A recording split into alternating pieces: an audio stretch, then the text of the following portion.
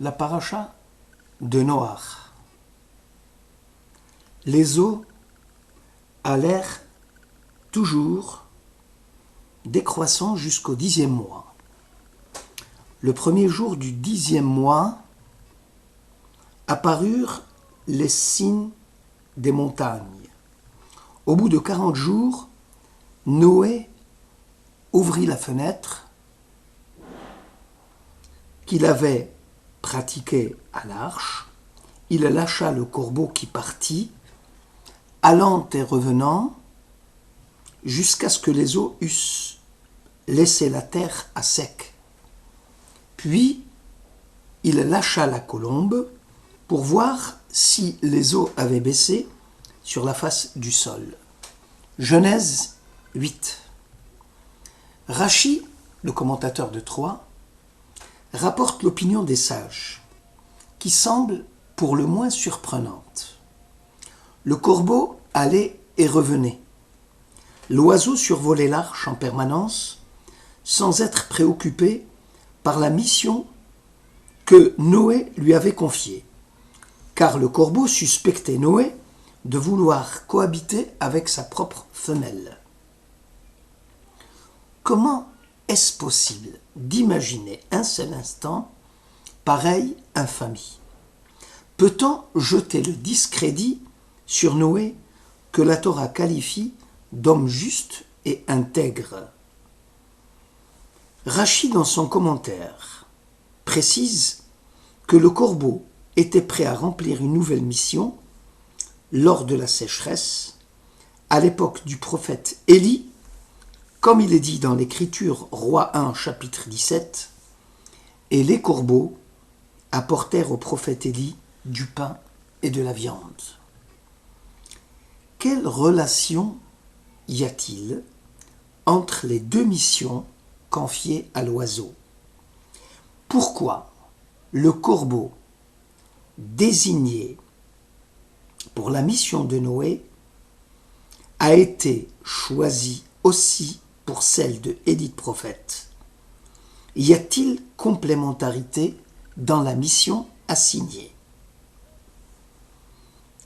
Une autre problématique a été soulevée à la lecture de ce même Midrash.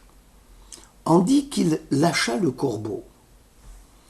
Selon Resh Lakish, la réponse du corbeau à Noé fut pour le moins cinglante. Il dit à Noé, « Ton maître, en l'occurrence Dieu, me hait, et toi aussi tu éprouves à mon égard une grande aversion. Pour preuve, Dieu t'a demandé de prendre 7 couples, mâles et femelles, de tout quadrupède pur, alors que pour les quadrupèdes impurs, dont je fais partie, tu n'en prendras que 2 couples, mâles et femelles. » D'autre part, quand il s'agit d'envoyer quelque animal pour une mission périlleuse, tu laisses de côté les quadrupèdes purs au nombre de 7 et tu me lâches sans remords dans une nature inondée, alors que je fais partie des 2 seuls couples de quadrupèdes non purs. Et qu'en dis-tu, toi Noé, dit le corbeau, si l'astre qui commande la chaleur ou celui qui commande le froid venait à attenter à ma vie? Le monde s'accommoderait-il de l'extinction d'une espèce, à moins que tu aurais des visées pour t'accaparer de ma femelle? Noé répondit alors, mécréant, en désignant le corbeau, ce qui m'est permis, autrement dit mon épouse, m'a été interdit de cohabiter avec elle. Et ce qui m'est interdit, l'accouplement avec une bête, n'est-il pas logique qu'il me soit aussi interdit? Et qu'est-ce qui prouve qu'il était interdit à Noé de cohabiter avec sa femme? L'Écriture dans la Genèse au chapitre 6 et 8, on peut dire « Tu entreras dans l'arche, toi et tes fils, ta femme, et les femmes de tes fils avec toi. Donc ici, il y a une séparation des femmes et des hommes. Puis, après, sors de l'arche, toi et ta femme et tes fils, et leurs femmes avec toi. Hommes et femmes, cette fois-ci, mélangés. Il y aurait donc une différence entre l'entrée et la sortie de l'arche.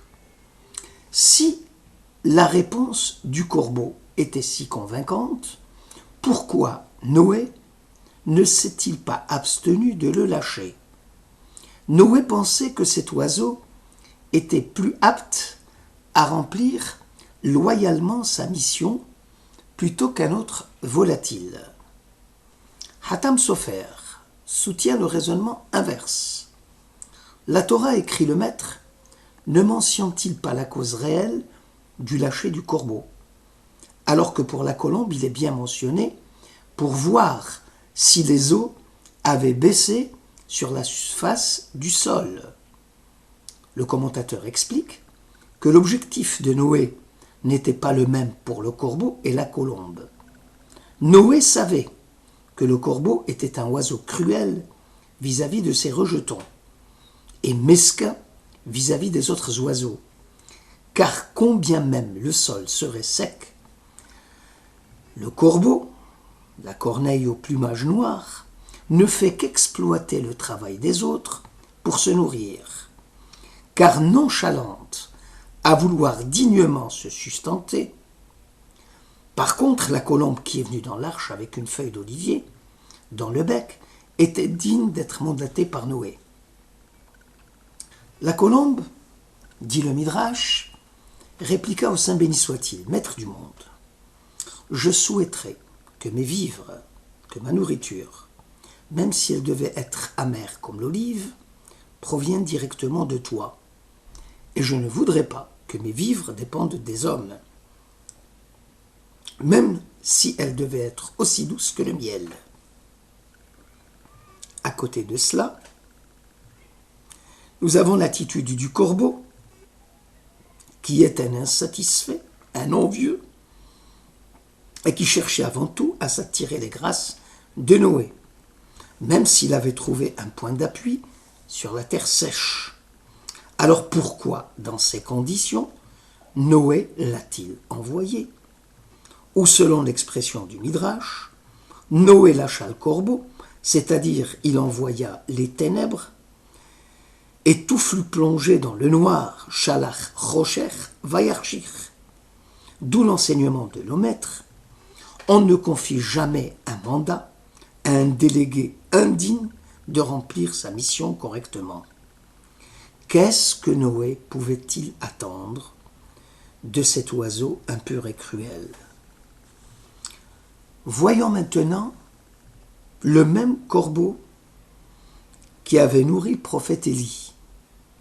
Les corbeaux lui apportaient du pain et de la viande le matin, du pain et de la viande le soir, il buvait l'eau du torrent, mais au bout de quelque temps, le torrent se trouva tari, la pluie ayant fait défaut dans le pays. L'un des commentateurs, Metsoudat David, explique la raison de l'envoi des corbeaux pour nourrir le prophète. Ceci, dit-il, afin d'éveiller la conscience du prophète quant au sentiment de cruauté. Élie devait être sensibilisé pour ne plus accabler Israël de tous les maux, puisque même les oiseaux cruels le prennent à lui en pitié et le nourrissent.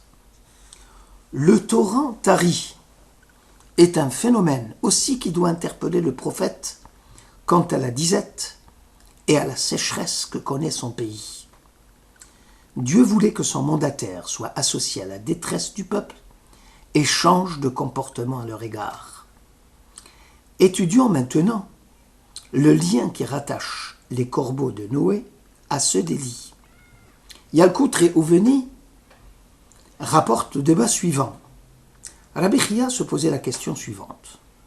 Pourquoi Noé a-t-il lâché le corbeau? Noé voulait signifier à Dieu comment se fait-il que l'Éternel, dans l'attribut majeur et la compassion, peut-il se transformer en dépositaire de l'attribut de rigueur, Midat Hadin, à l'instar du corbeau. Rabbi Yossi relève aussi une contradiction. Puisque l'Écriture qualifie Noé d'homme juste et intègre, il serait difficile d'admettre que Noé tient des paroles blasphématoires contre Dieu. Rabbi Chia réplique: dès lors que la souffrance est intense, l'homme ne peut être ni jugé ni condamné pour les propos qu'il tient. Noé a donc envoyé le corbeau pour exprimer sa protestation contre Dieu. Pourtant, le Saint béni soit-il tensera Noé pour son désintérêt pour la cause humanitaire. La suite du débat précédent entre Rabbi Chia et Rabbi Yossi commence ainsi. Nos sages disaient: quelle fut la réponse de Dieu à Noé lorsque ce dernier quitta l'arche et vit la désolation dans laquelle le monde était plongé? Il se mit à sangloter en gémissant: Maître du monde, tu es appelé le miséricordieux. Pourquoi n'as-tu pas agi avec clémence vis-à-vis de tes créatures? Dieu lui répondit alors: Ô pasteur insensé, c'est maintenant que tu élèves ta protestation, et non au moment où je t'avais prédit que j'allais faire venir un déluge pour détruire toute chair, animée d'un souffle de vie sous les cieux? À partir du moment où je t'ai dit que j'établirais un pacte avec toi et que tu seras épargné, ainsi que ta famille, tu n'en avais plus cure du sort de tes contemporains.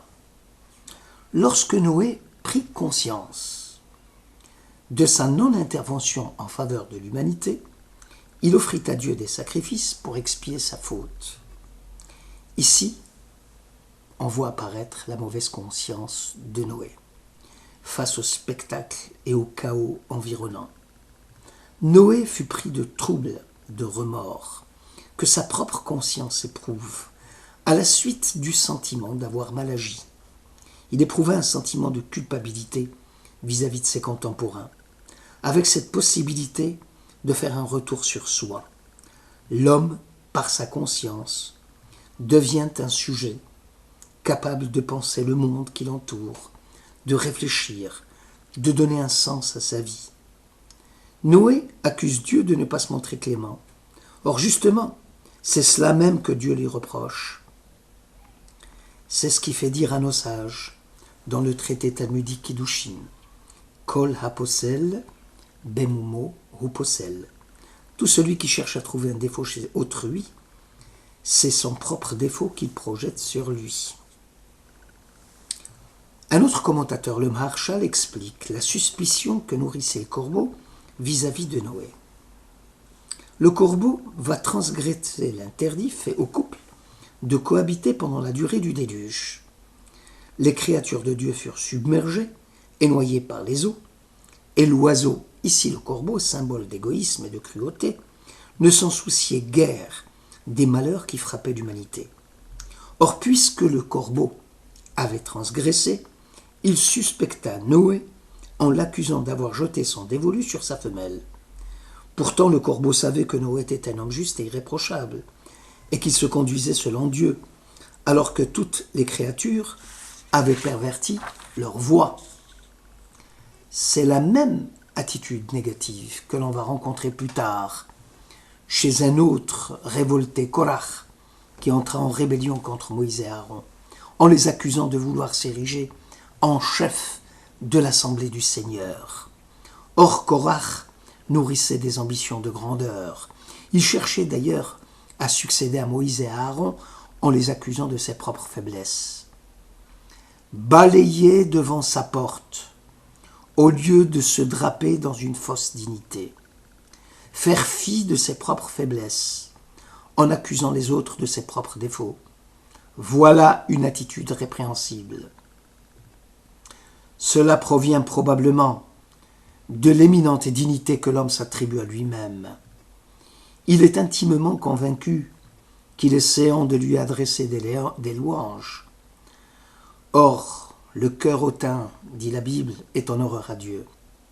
Qui veut être pur de tout péché doit savoir et comprendre que l'orgueil provoque un véritable aveuglement qui empêche l'intelligence humaine d'apercevoir ses défauts et ses insuffisances.